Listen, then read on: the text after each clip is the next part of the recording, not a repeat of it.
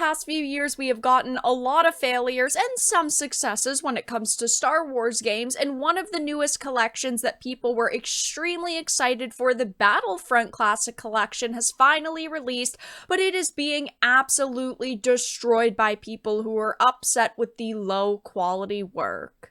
I have a few things to show off, but before we get into the topic, if you enjoy the content I create, check out the links in the description, follow me on social media, and consider supporting through Patreon or through YouTube memberships. Now, when it comes to remasters or these collections, I usually am pretty skeptical just because while I want them to be good, like I really actually wanted this to be good, a lot of the times they're just very quick turnaround cash grabs.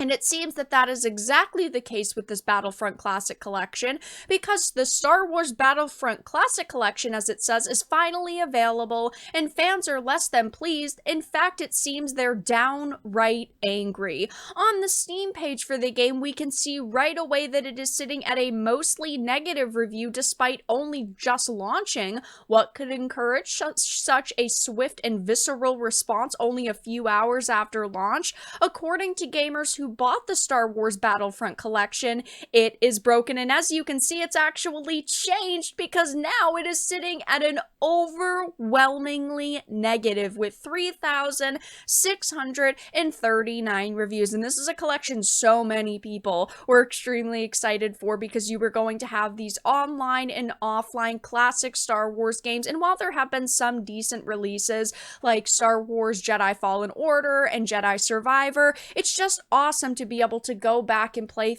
games that are so nostalgic, especially after, of course, they did the remakes of Battlefront 1 and 2 that, while they were good at their core when it came to gameplay, were monetized pretty poorly. But unfortunately, Aspyr completely dropped the ball with this classic collection. Heading back to the article, there are people saying things like first hour of launch only have 3 servers to join, massing about 200 people rounded up trying to get themselves into that one server. Seriously, what is this? I'll update this review if I can actually join a lobby, and they did, but they said was only able to join one heroes versus villains match, and the hero side was completely broken. No one could join the heroes team, which resulted in no one to fight against. Now, obviously, when it comes to releases, there are bugs, there are glitches, and sometimes, yes, servers can be extremely overcrowded and the games can be broken, but for a title like this,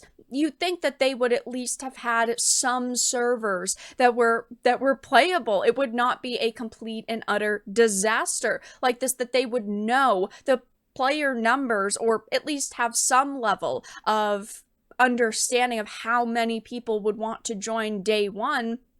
And unfortunately, this person was not alone. Other reviews say similar, with players either unable to join matches, or when they can join a match, the servers are unstable at best. Now, Aspyr, over the past few years, has clearly become a company that you cannot put your faith into. Okay, they fumbled the Knights of the Old Republic remake so badly that the project was transferred to another studio because they were originally doing the KOTOR remake, and they had about 3 years worth of time with it before it was turned to Saber Interactive. They, of course, promised DLC for Knights of the Old Republic 2 on Switch that was canceled after about a year of complete silence, so they didn't really update people, and they continued to promise that they were going to release it, never did, and now they've botched these ports of 2 Star Wars games from the early 2000s that only really needed decent matchmaking and quality of life fixes. It's not like they went into this and did, you know, a full-on remaster and we're changing lots of things or even adding content. All they needed to do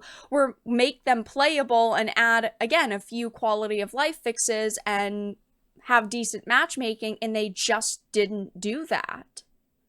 And heading on over to Steam so that we can check out some of these reviews, there were people saying that I was genuinely excited for this. I have been waiting for this release for such a long time, but you guys just couldn't end up putting out a product that we should be supporting. I mean, of course, it's not like it's the most expensive collection in the world. It's $35 for 2 games, but when you cannot do any matchmaking, if you can't actually play the game, then it's just a massive waste of money. And I do foresee this being a title that ends up having mass refunds because, of course, we've seen people become sick and tired of giving companies chance after chance after chance. There are a lot of people in the past who would buy a game, it wouldn't end up working, and then they would keep it saying, oh, in a couple of weeks they'll fix it. But people are fed up with giving companies multiple chances. I mean, there are tons of people's accounts who clearly say they refunded the product because they just couldn't get this to work and there was no point to hang on to it. Product refunded, product refunded. It's just a cash grab.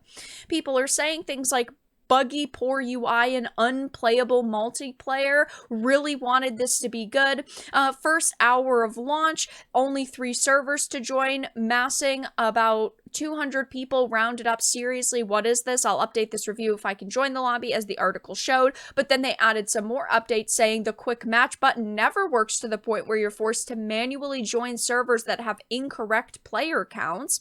Servers say that they are most likely full when they aren't, and servers that aren't most likely are. The aforementioned issue with the other team not being able to spawn is still in there, meaning matches are permanently broken until the enemy team just takes all the flags, forcing a new round to begin. So even if you got into a game, you are already starting at a massive disadvantage. You were the chosen ones, Aspyr. You were supposed to give us good Battlefront games, not whatever this lazy remaster collection is. This game requires some serious work to be playable. So I don't think it's inherently bad, but in its current state, it needs a lot more work. It seems like they had a good basis for what they wanted to do, but they ended up just rushing it out, and then, of course, the quality of it is extremely poor because, again, people were very excited for this and had been keeping an eye as, you know, they were making the very small and short announcements, but I mean, at this point, there's really nothing that you can say to make this situation better for people, but they have tried because, of course, they released a statement. It's almost like they wanted it to come across as an apology, but nowhere did they offer solutions or an apologetic tone. It says, we'd like to thank the Battlefront community for their overwhelming support and feedback. At launch, we experienced critical errors with our network infrastructure. The result was incredibly high ping, matchmaking errors, crashes, and servers not appearing in the browser. Since launch, we've worked to address these issues and increase network stability, and we will continue our efforts until our network infrastructure is stabilized to prevent further outages. So they don't offer a solution. They don't really offer an apology. It just doesn't seem like they really care, and it has at this point been days since launch. It will be interesting to see if they actually do end up fixing this collection of ports, or if they stay broken for the foreseeable future. I will be keeping my eye on this collection, and I'm sad because I was actually going to purchase it and play it, but at this point I am staying far away from it. We'll see if they do anything to update it, but at this point in time, it is not worth your money, and it is completely broken. But that's all that I really had to discuss in this video. Let everyone know your thoughts in the comment section down below. If you enjoyed this, give it a like, and if you didn't, give it a dislike. I appreciate your support either way, but I will talk to you all again in the next video really soon.